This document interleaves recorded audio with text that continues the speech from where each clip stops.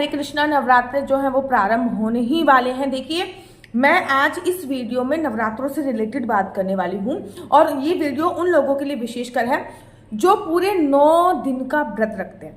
जैसे कि हम चाहे चैत के नवरात्र हो चाहे अश्विन के नवरात्र हो, हम दोनों ही नवरात्रों में पूरे 9 दिन का व्रत रखते हैं। अगर आप भी पूरे नवरात्रों में 9 दिन का व्रत रखते हो तो ये वीडियो आपके लिए बहुत जरूरी है, क्योंकि आपको इन बातों का विशेष तौर पे पता होना बहुत जरूरी है। चलिए, जय माता की कमेंट्स में जरूर लिखिए और प्रारंभ करते हैं। सबसे एक और मोस्ट इंपॉर्टेंट बात, अगर आप 9 दिन का व्रत रह रहे हो, सबसे पहले दिन जो आप पूजा अर्चना वाला करते हो ना, जब आप सुबह सुबह माता रानी की चौकी इत्यादि बनाओगे, चौकी बनाने के बाद फिर आप लोग जब पूजा करने के लिए बैठोगे, सबसे पहले संकल्प लेना है कि आप कितने दिन का व्रत कर रहे हो। आप पहला और आखिरी व्रत कर रहे हो या फिर आप 9 दिन का व्रत रख रहे हो। 9 दिन का व्रत आप फलाहार से रख रहे हो या दूध से रख रहे हो। जिस भी प्रकार से, जैसे भी आप व्रत रख रहे हो 9 दिन का, वो आपको संकल्प लेना है। संकल्प की बहुत सरल विधि बताती हूँ। वैसे तो पंडित जी द्वारा लिया जा सकता है, अगर पंडित जी नहीं है, आप सिंपली घर पे पूजा अर्चना वंदना करो, तो आप इस प्रकार से संकल्प ले सकते हो। हाथ में थोड़े से चावल लेने हैं, 1 या 2 का सिक्का लेना है, लाल रंग का फूल लेना है, सुपारी लेनी है और आपको क्या बोलना है, जय माता की, जय माता की, जय माता की। मेरा नाम आशु चौहान है, मैं अपना नाम बोल रही हूँ, आप अपना बोलोगे। मेरा गोत्र केमलक्ष है और मेरा निवास स्थान इस समय पे पुणे में, मतलब बेसिकली मैं वृंदावन से बिलोंग करती हूँ, लेकिन मैं इस समय पे राइट नाउ पुणे में रहकर ये व्रत रखूंगी। तो आपको पुणे वही बोला है, यहाँ पे रहकर आप पूरे व्रत करोगे, आपको वो बोलना है। मैं ये अश्विन मास के नवरात्रों का व्रत रख रही हूँ। यह व्रत मैं पूरे 9 दिन तक रखूंगी। ये पूरे 9 दिन के व्रत फलाहार से रखूंगी और इस प्रकार का जो व्रत में खाया जाने वाला सामग्री होती है वो खाकर रखूंगी। पूरी शक्ति दे, ऐसी मेरी मनोकामना है। फिर ये माता रानी के चरणों में आपने समर्पित कर दिया। तो व्रत में संकल्प लेना बहुत जरूरी होता है। व्रत में संकल्प लेना बहुत जरूरी होता है, वो संकल्प आप जरूर लीजिए। दूसरा, अगर आप 9 दिन का व्रत रख रहे हो तो आप अपने घर पे एक कलश स्थापित अवश्य करो।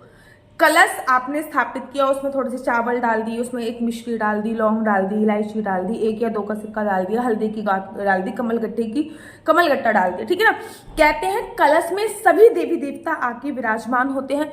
सभी देवी देवताओं का आह्वान जो किया जाता है वो कलश में किया जाता है। 9 दिन के व्रत के बाद ये जो कलश का जल होता है, ये हमको अपने पूरे घर में छिड़कना होता है, क्योंकि रोज हम विभिन्न प्रकार की पूजा अर्चना वंदना कर रहे हैं, तो ये कलश जो होता है, कलश का जो जल होता है, वो बहुत ज्यादा अभिमंत्रित हो जाता है। तो कलश की स्थापना जरूर करें, क्योंकि बहुत लंबा चौड़ा चलने वाला ये व्रत होता है, 9 दिन छोटा नहीं होता। तीसरी और मोस्ट इंपोर्टेंट बात, किसी के घर पे अष्टमी की पूजा होती है, किसी के घर पे नवमी की पूजा होती है। शास्त्र कहते हैं अष्टमी और नवमी व्रत होते हैं नवरात्रे, जिसमें 9 दिन तक विशेष महत्व होता है, नवरात्रे बोला जाता है।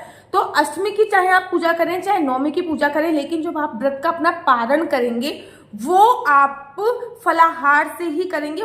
कंप्लीटली व्रत 9 दिन तक रखेंगे। हाँ, बिल्कुल आप व्रत खोल सकते हैं, जैसे कि अष्टमी तिथि पर आप लोगों ने हल्का सा, बिल्कुल बहुत हल्का सा जो भी माता रानी का भोग इत्यादि प्रसाद है वो खा के व्रत आपने खोल लिया, लेकिन उसके बाद शाम को भोजन नहीं करना। जैसे व्रत कंटिन्यू चल रहा है वैसे करना है। नवरात्रि अर्थात 9 दिन तक चलने वाला जो व्रत होता है वो जरूर करना है।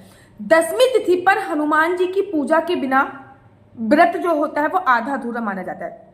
वैष्णो देवी आप लोग जाते होंगे, जैसे वैष्णो देवी की यात्रा में जब आप करते हो, तो अगर भैरव बाबा ना जाएं तो वैष्णो देवी की जो यात्रा होती है वो आधी अधूरी मानी जाती है। ठीक इसी प्रकार से जब हम नवरात्रों के व्रत करते हैं तो 10वीं तिथि पर अगर हमने हनुमान जी की पूजा अर्चना वंदना नहीं करी तो हमारे नवरात्रि का जो व्रत होता है वो आधा अधूरा माना जाता है। तो 10वीं तिथि पर माता रानी के साथ साथ हनुमान जी की पूजा जरूर कीजिए, हनुमान जी को रोट समर्पित जरूर कीजिए। नेक्स्ट, बहुत चमत्कारी उपाय, जब भी आप नवरात्रों के व्रत रखते हो तो आपको जो जरूर उगाना चाहिए। मैं तो ये चाहती हूँ कि आप दोनों नवरात्रों में जो खेतरी होती है वो उगाएं, लेकिन अगर आप दोनों नवरात्रों में खेतरी नहीं उगाते हो तो कम से कम अश्विन मास में जो नवरात्र आते हैं उसमें आप खेतरी जरूर उगाइए। उसका रीजन होता है, जो हमने जो बोए हैं, जो हमने खेतरी बोई है, वो कितनी ज़्यादा बड़ी हो रही हैं, कितनी ज़्यादा घनी हो रही हैं, किस कलर की बढ़ रही हैं, कैसी निकल रही हैं, इससे हमारा आने वाला 6 महीने डिसाइड होते हैं। खेतरी हमारा फ्यूचर बता जाती है, इसलिए जो जरूर बोलना चाहिए। 9 दिन तक अगर आप व्रत रख रहे हैं ना, तो आपको पृथ्वी शयन करना चाहिए, जमीन पर सोना चाहिए, और जहाँ पे आपने माता रानी की चौकी इत्यादि लगाई है ना, वो खाली नहीं छोड़नी चाहिए। मतलब 9 दिन तक माता रानी आपके घर में गेस्ट बन के आई हैं, और ऐसा नहीं होता कि गेस्ट को हम अकेला छोड़ दें, ठीक है ना। तो वहां पे रात्रि को कोई चद्दर वगैरह बिछा के वहां पे पृथ्वी शयन जरूर करना है, ठीक है ना।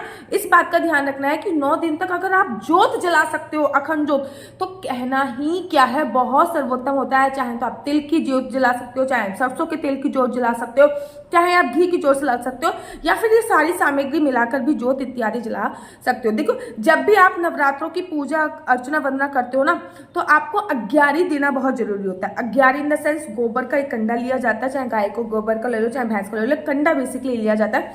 कंडे को जला लिया जाता है, कंडे के ऊपर हल्का सा कपूर डाला जाता है, उसके बाद घी डाला जाता है, हवन सामग्री डाली जाती है, जो माता रानी को उस दिन का भोग होता है वो डाला जाता है। हर दिन माता रानी का अपना अलग अलग भोग होता है, जैसे कि घी का भोग हो गया, मालपुए का भोग हो गया, ठीक है ना। हर दिन माता रानी का एक अलग फल होता है, अलग भोग होता है, वो तो आपको चढ़ाना। साथ ही साथ लौंग, 2 लौंग के जोड़े आपको जरूर चढ़ाने चाहिए, सुपारी जरूर चढ़ानी चाहिए, पान जरूर समर्पित जरूरी है। आपने आई थिंक कथा या फिर भागवत या फिर आपने आरती भी सुना होगा, हाँ, पान सिंदूर चढ़ावत कुछ ही ना, टीको मृदमल को, ठीक है, उज्जवल से दोनों। तो ये पान हो गया, सुपारी ही माता रानी को बहुत प्रिय होती है, तो ये जरूर समर्पित करना चाहिए। अगर लौंग जो है हमने चढ़ाई उस पर, जैसे कि हमने अग्यारी रख रखी है, अग्यारी के ऊपर हमने लौंग चढ़ाई और लौंग ना चटक जाती है एकदम से, तो समझ लीजिए माता रानी ने आप पे विशेष मेहर करी है, माता रानी की विशेष कृपा आप पर है।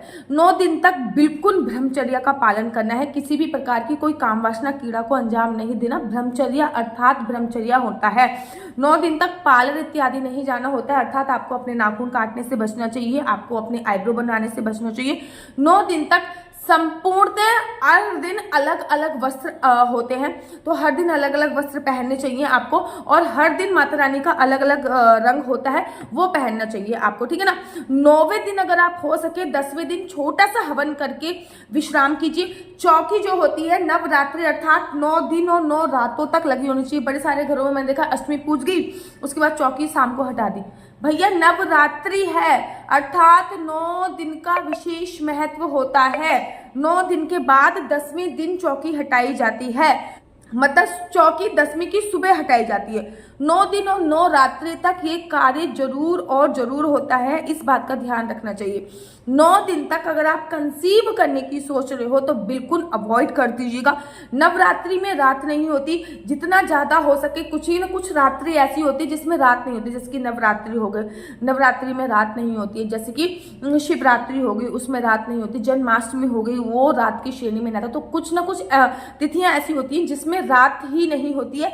जितना ज्यादा हो सके भगवान के नाम का पूजन अर्चन वंदन आपको करना है, बहुत बहुत ज्यादा सर्वोत्तम माना जाता है। इस नवरात्रि में आपको मैं एवरीडे हर दिन माता रानी की जो पूजा अर्चना वंदना है वो अलग अलग होती है, हर दिन माता रानी का भोग इत्यादि अलग अलग होता है। मैं कोशिश करूंगी कि एक दिन पहले ही आपके लिए वीडियो उपलब्ध करा दूं कि नेक्स्ट डे कौन सी माता रानी की पूजा है और आपको किस प्रकार का विभिन्न भोग लगाना है, किस प्रकार को उनको पूजा अर्चना वंदना करनी है, क्या उनको समर्पित करना है। नवरात्रि में माता रानी को अगर आप 9 दिन का व्रत रख रहे हो तो सुहाग का सामान जरूर समर्पित करें।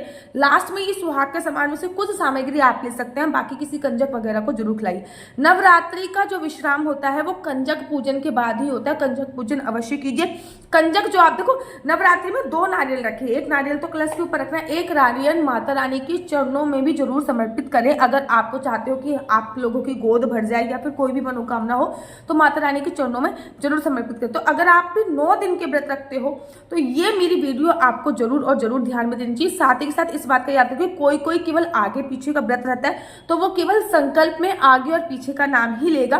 कोई व्रत ऐसे रहता है लौंग खा के भी व्रत रहा जाता है। अगर आप इस पे डिटेल में वीडियो चाहते हो, क्योंकि मेरे पे माता रानी ने परम असीम कृपा करी है कि मैं आई थिंक 2 साल लौंग खा के मैंने व्रत रखा है, खाली पूरे 9 दिन तक केवल लौंग खाती थी। लौंग खा के मैंने पूरे 9 दिन तक व्रत रखे हैं। और अगर आपको मेरी व्रत रखे हैं, अगर आप इस पर डिटेल में वीडियो चाहते हो कि कैसे रखना है, तो मैं आपको उसमें भी डिटेल में वीडियो बता सकती हूँ। अगर आप अपनी कुंडली मुझसे दिखवाना चाहते हो तो मेरा नंबर है 4/9-20-25-65। मैं दोबारा से रिपीट करती हूँ, 4/9-20-25-65। अगर आप अपनी कुंडली मुझसे दिखवाना चाहते हैं तो आप अपनी कुंडली मुझसे दिखवा सकते हैं। आपके बच्चे का फ्यूचर क्या होगा, आपका फ्यूचर क्या होगा, आपके बच्चे को कौन सी साइड लेनी चाहिए, बिजनेस करना चाहिए, जॉब करनी चाहिए, जॉब करनी चाहिए तो किस फील्ड में जॉब करना है, बिजनेस करना है तो किस फील्ड में बिजनेस करना है, आपके और आपके हस्बैंड की आपस में नहीं बन रही है, क्या आपके और आपके बॉयफ्रेंड की शादी होगी या नहीं होगी, आपकी कुंडली में संतान का योग है, अगर है तो क्या मेडिकल ट्रीटमेंट से है या नॉर्मल है, ये सभी जानकारी मैं कुंडली देखने के माध्यम से आपको बताती हूँ। लेकिन याद रखिए, कुंडली देखना बिल्कुल भी फ्री नहीं है, कुंडली देखने के थोड़े से चार्जेस हैं। ये जो नंबर दिया हुआ है, ये किसी भी प्रकार के कोई क्वेश्चंस पूछने के लिए नहीं है, तो इस पे मेरे से किसी भी प्रकार के कोई क्वेश्चन आंसर मत पूछिए। अगर आपको मेरी वीडियो अच्छी लगती है तो आप अपना यूट्यूब चैनल हरि बोल को लाइक से सब्सक्राइब करना बिल्कुल भी मत भूलिए। तब तक के लिए मुझे दीजिए इजाजत। राधे राधे, हरे कृष्णा, हरि बोल।